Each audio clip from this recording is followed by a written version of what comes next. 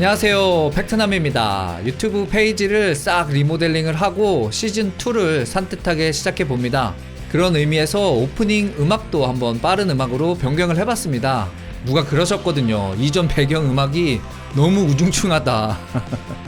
그래서 봄도 되고 했으니까 좀 산뜻하게 변경을 해봤습니다. 오늘은 독일이 레오파드 3 전차를 개발한다고 합니다. 그래서 그 이야기를 해보려고 하는데요. 해당 기사는 더 워전과 알미 레코그니션의 기사입니다. 근데 이 기사를 읽다 보니까 원 기사는 따로 있었습니다. 그게 뭐냐면 독일의 군사 전문 매체 하트풍크트의 기사였는데요. 이 하트풍크트가 하드 포인트라는 그런 뜻이래요. 그래서 오늘 내용은 더 워전, 알미 레코그니션, 이 하트풍크트의 내용을 모두 모아서 이야기를 해보도록 하겠습니다. 해당 기사는 2월 5일 지난주 기사고요. 내용은 새로운 레오파드 전차를 개발하겠다는 독일의 발표 내용입니다. 먼저 계약 체결을 공식적으로 밝혔습니다. 독일의 국방조달청이 조달 플랫폼인 테드에 공개를 하면서 이 내용이 공개가 되었는데요. 이 테드라는 게 뭐 우리가 PPT 하는 그 동영상 플랫폼 있잖아요. 그게 아니고 텐더스 일렉트로닉 데일리라고 독일의 공공계약 정보가 올라오는 그런 시스템이라고 합니다. 그래서 이 계약 정보로 레오파드와 관련한 연구 및 개발과 관련해서 계약을 맺었다라는 정보가 올라옵니다. 자, 그럼 이번에 새롭게 개발하는 이 레오파드 3라는 진짜 명칭과 성격은 어떻게 될까요? 그 내용을 보면요. 조금 더 자세히 이야기하면 레오파드 3가 아닙니다. 레오파드 2AX라는 이름으로 이 계약 시스템에 업로드가 되어 있는데요. 이 계약 시스템에 대한 추가 정보에 대해서 브리핑을 하면서 이 프로그램이 향후 레오파드 3 프로그램이 될 수도 있다라는 그런 코멘트 때문에 다른 기사들이 다 앞다투어서 이걸 레오파드 3라고 이야기를 하고 있는 겁니다. 그래서 정식 명칭은 2AX다. 그러나 앞으로 사용할 수도 있다라는 관계자의 말에 따라서 저는 이걸 뭐 다른 기사와 같이 레오파드 3라고 표현을 하겠습니다. 그리고 이 프로그램의 성격은요. 현재 독일군의 전력 공백을 메울 과도기적 전차라고 표현하고 있습니다. 도대체 어떤 공백을 메우길래 과도기적 전차야? 이런 질문이 나올 수 있잖아요. 왜냐면 지금 독일은 레오파드 2를 운영하고 있으니까. 그죠? 이 과도기라는 표현을 쓴 이유는요. 현재 레오파드 전차와 MGCS의 전력 공백을 메우는 역할이라고 합니다. 그럼 또 여기서 질문이 나올 수 있습니다. 야, 도대체 MGCS가 언제 나오려고 이 사이에 또 새 전차를 만드는 거야?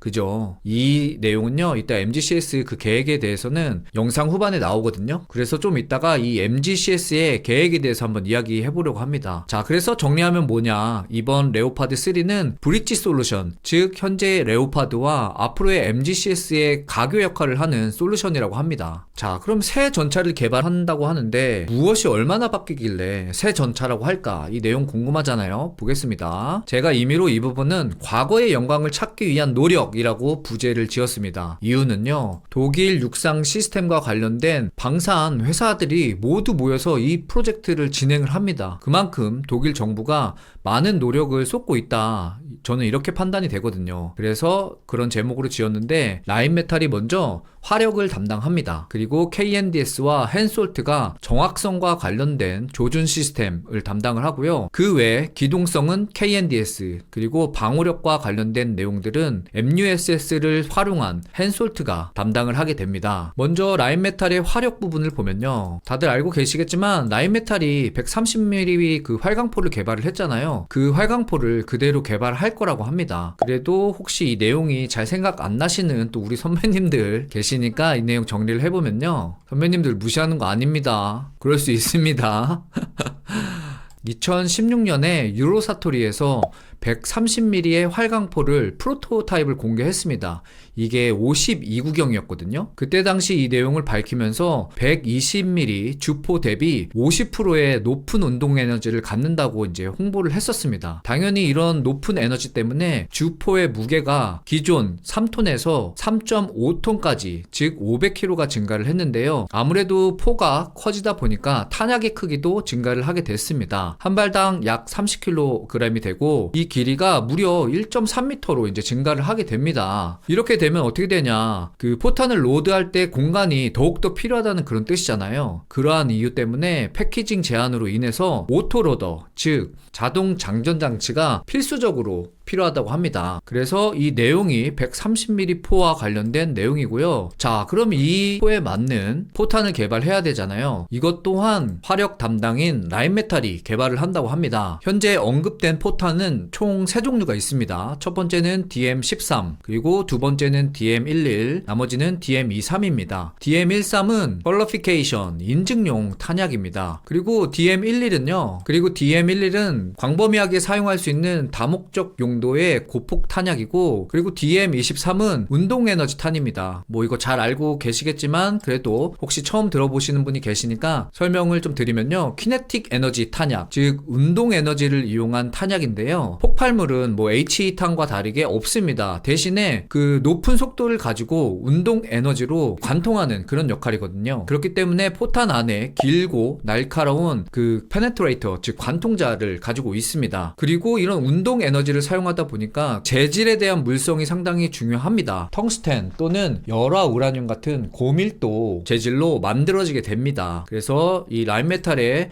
화력 부문 개발하는 내용에 대해서 말씀을 드렸고요. 조준과 관련된 정확성 담당을 하는 업체들입니다. hensoldt와 KNDS가 개발을 한다고 하는데요. 자동 조준 보정 시스템에 관한 개발입니다. 알고 계시겠지만 전차가 포를 발포할 때 상당한 열 에너지와 충격 에너지가 생깁니다. 그렇기 때문에 이 포신이 마모되거나 휠 수 있는 그런 경우가 생기거든요. 그리고 그뿐만 아니라 자연적인 상태에서도 그 강렬한 태양 밑에서 태양열을 받음으로써 포신 부분이 휘어지는 이런 증상이 생깁니다. 이거를 배럴 밴드라고 하는데요. 열에 의한 변형, 즉 열 변형을 보정하기 위해서 자동 조준 보정 시스템을 개발을 한다고 합니다. 이런 열에 의한 보정은 수동이 아닌 자동 보정이에요. 그렇기 때문에 뭔가 정비를 통한 보정이 아닙니다. 그래서 서멀 슬리브, 뭐 열 차폐지 같은 거 이런 걸 둘러도요, 정비를 뭐 꾸준히 잘하고 그래도 시간이 지나면 조준선이 흐트러지고 이건 뭐 어쩔 수 없잖아요. 그래서 이런 미세한 변형으로 생기는 오차를 뭐 보정하기 위해서 포구 감지기 뭐 이런 것도 있습니다. 포구 감지기는 전차 이 포신의 끝쪽에 달리고 이 포신이 틀어지거나 휘어지는 정도를 측정해서 포신의 그런 사격선 방향이죠, 그리고 조준기의 방향, 이런 오차를 보정해 줍니다. 아마 이런 기능일 겁니다.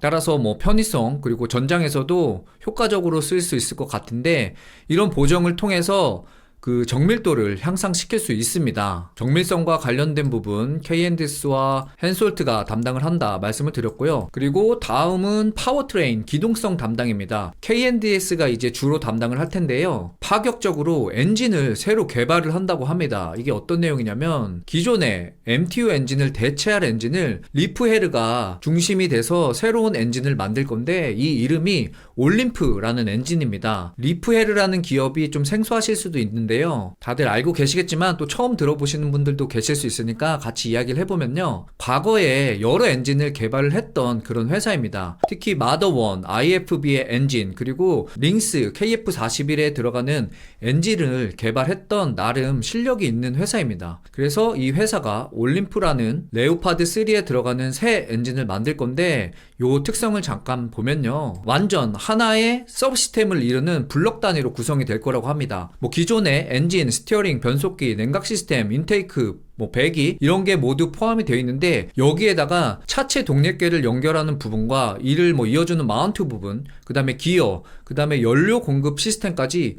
모두 통합을 해서 어셈블리 타입으로 개발을 한다고 합니다. 자, 이렇게 되면 엔지니어링 관점에서 뭐가 좋죠? 그렇죠, 공간성이라든지 그 다음에 뭐 모듈성, 이런 설계를 위한 조건들이 상당히 좋아집니다. 그런데 또 반대로 생각해보면 패키지 공간을 절약이 가능은 하나 모든 부품들이 조밀하게 모여 있잖아요. 그래서 이거는 유지 보수가 어려울 것으로 생각이 됩니다. 참고로 또 처음 오시는 분들 계시니까 색깔이 이렇게 쳐져 있는 거는 제 개인적인 내용입니다. 그래서 기사와 좀 분류를 해서 들어보시면 좋을 것 같고요. 자, 이거는 중요한 의미가 있습니다. 이 엔진 개발은 뭐냐, 레오파드 역사상 최초의 변경입니다. 계속 개량은 했을지언정 신규 엔진이 들어간 적은 없잖아요. 그래서 이 부분들을 기사에서도 강조를 하고 있습니다. 그래서 이 내용 좀 알고 계시면 좋을 것 같고요. 자, 다음은 hensoldt가 담당하는 방어력과 관련된 내용입니다. 뭐 차세대 방어 시스템이라고 하는데요. 기존에 사용했던 MUSS 2.0을 어느 정도 개량을 해서 사용할 것이라고 이야기를 합니다. 어떤 내용이냐면 MUSS 2.0을 통합할 예정이고요. 이거 뭐 풀어서 얘기를 하면 Multifunctional Self-Protection System, 다기능, 뭐 자체 방어 시스템, 이렇게 한글로 좀 해석될 수 있겠습니다. 이제 해당 시스템은 퓨마 IFB에 이미 사용됐습니다. 시스템을 가져와서 개량을 할 건데요. 변경이 되는 내용들은 이전 대비 이제 경량화, 소형화가 되면서 성능을 향상시킬 것이라고 합니다. 그런데 이런 거 없습니다. 싸고 좋고 작고 좋은 거.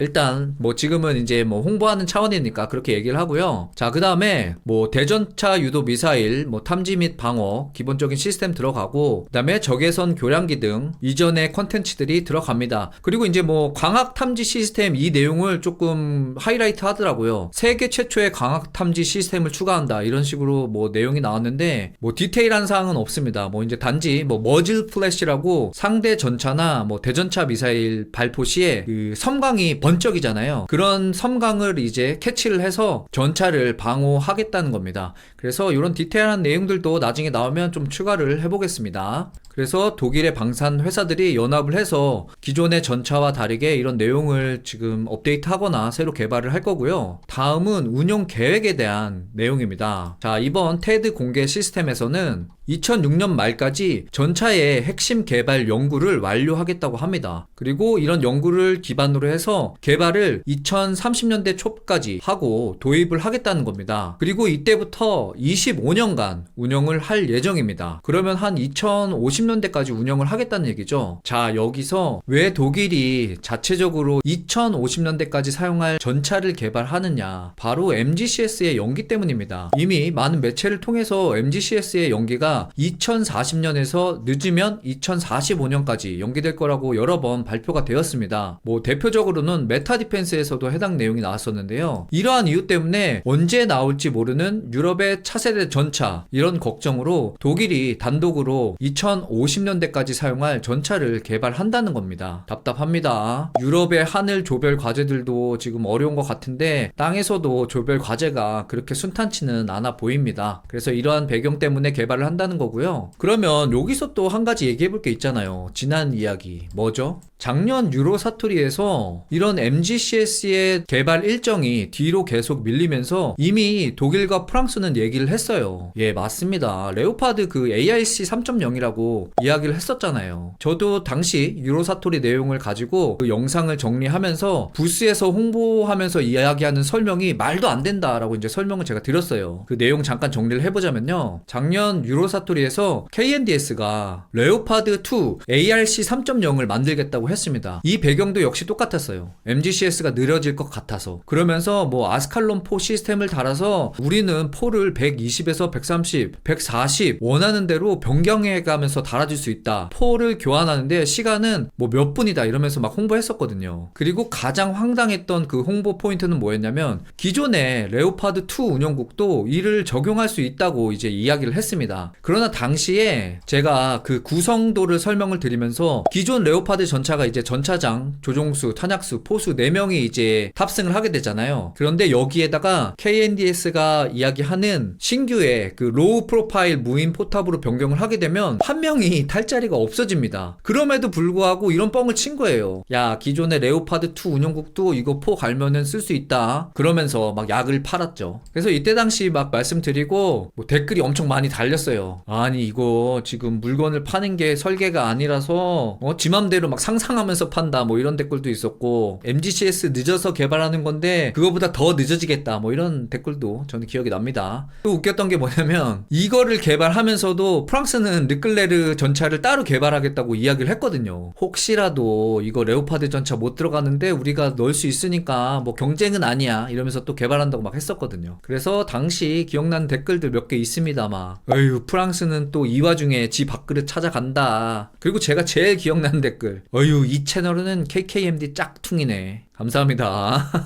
그런 댓글 때문에 제가 이렇게 지금 PPT 하고 있습니다.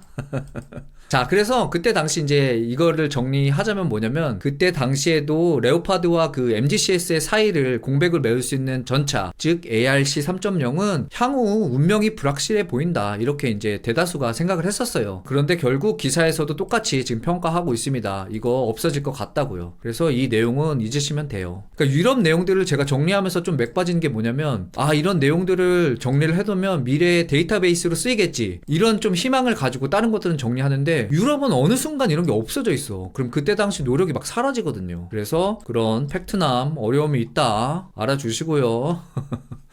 자, 그래서 요거 좀 제가 요번에 레오파드 3에 대한 제 생각을 정리하자면요, 공중체계든 육상체계든 지금 여러 조별 과제를 통해서 유럽도 배우는 게 많을 겁니다. 그죠? 각각의 개성이 있고 또 강력한 부분들이 모여서 뭔가 강력한 전체를 만들어낼 것 같지만, 반대로 이를 결정함에 있어, 그리고 자금을 운영하는 데 있어 신속성이 상당히 떨어진다는 것은 사실입니다. 그렇기 때문에 독일도 이를 이해하고 있고, 그래서 독일 스스로도 EU 내부의 결속력을 중요시하는 가운데 현실 파악을 하고 독자적으로 전차를 만들려는 계획 같습니다. 그리고 독일, 프랑스가 각각 진행하려고 하는 유럽의 전차들이 현재 첫 운용 타이밍을 2030년대 중반으로 잡고 있습니다. 물론 계획이긴 하지만 유럽도 나름대로의 계획을 가지고 움직이고 있다는 것입니다. 자, 그럼 자연스럽게 대한민국 얘기도 해볼 필요가 있는데요. 대한민국도 현재 K3 전차를 개발을 하고 있습니다. 여기 오시는 분들은 대부분 알고 계시겠지만 혹시 모르시는 분들도 있을 수 있으니까 이 내용을 좀 정리해 보자면요, 대한민국이 개발하고 있는 차세대 K3 전차는 2015년에 언론에 최초로 공개가 되었습니다. 그리고 5년에서 7년간의 개념 연구를 거쳐서요, 2023년부터 2030년대까지 탐색 개발을 시작으로 시제 전차를 제작하려는 계획을 가지고 있습니다. 그리고 이런 내용들은 여러 번 언론에서도 이야기가 되었습니다. 그리고 가장 최근 2024년 6월, 작년이죠, 작년 여름에 국방산업발전대전에서 관련 전차의 내용들이 업데이트가 되었는데요. 많은 내용들이 있지만 그래도 좀 특이하게 확인이 가능한 사항들이, 먼저 스텔스 형상을 갖췄다는 것, 그리고 유럽과 마찬가지로 130mm 활강포를 주포로 사용할 예정입니다. 그리고 360도 카메라를 이용해서 상황 인식이 가능하고, 헬멧을 쓰고 있으면은 헬멧에 그 360도 카메라를 이용해서 상황 인식을 할 수 있다, 이런 내용들도 이제 전해졌죠. 그리고 물론 AI가 대세기 때문에 승무원도 AI 승무원이 운영이 될 것이다 라고 언급이 되었습니다. 그리고 정찰용 드론에 대해서도 언급이 되었고요. 그리고 전차 특성과 관련해서는 전투 중량에 대한 이야기가 있었는데요, 전투 중량을 55톤 이하로 제시가 되었습니다. 이 이유는 다들 알고 계시겠지만, 최근에 사례를 말씀드리면 루마니아가 K2 전차와 M1 전차를 현재 그 저울질을 하고 있습니다. 그쵸? M1 전차가 미 의회에서 그 대외 판매 승인이 났거든요. 그런데도 루마니아가 계속 각을 잡고 있었어요. 그 중에 메인 이유 중에 하나가 M1 전차의 전투 중량이었습니다. 루마니아의 도로 사정들이 M1 전차의 그 높은 중량을 견디지 못하기 때문에 도로에 대한 그 인프라, 시설을 다 손봐야 하는 그런 또 사회적 이슈들이 생겨났거든요. 그래서 전투 중량을 낮추는 게 수출을 위해서 매우 중요하다, 아마 이런 이유 때문에 제시가 된 걸로 알고 있습니다. 혹시 그 내용 궁금하시면요, 제가 그때 이야기했던 내용들 영상 더보기란에 남겨드리도록 하겠습니다. 보시면 될 것 같고요. 자, 이렇게 해서 독일이 개발하고 있는 신규 전차 레오파드 3에 대해서 이야기해 봤습니다. 새로 영상 포맷을 계속 연구하고 있습니다. 테스트 영상으로 만들어서 피드백을 좀 받아봤거든요. 핸드폰에서는 괜찮은데 TV 화면에서 좀 보기가 어렵다는 그런 내용들이 있더라고요. 그래서 그거는 조금 더 고민을 해보고 배포하도록 하겠습니다. 제가 준비한 영상은 여기까지입니다. 도움이 되셨다면 구독과 좋아요 꼭 부탁드리고, 채널 멤버십 가입을 통해서 영상 제작을 후원하실 수 있습니다. 지금까지 팩트남이었습니다. 즐거운 하루 보내세요.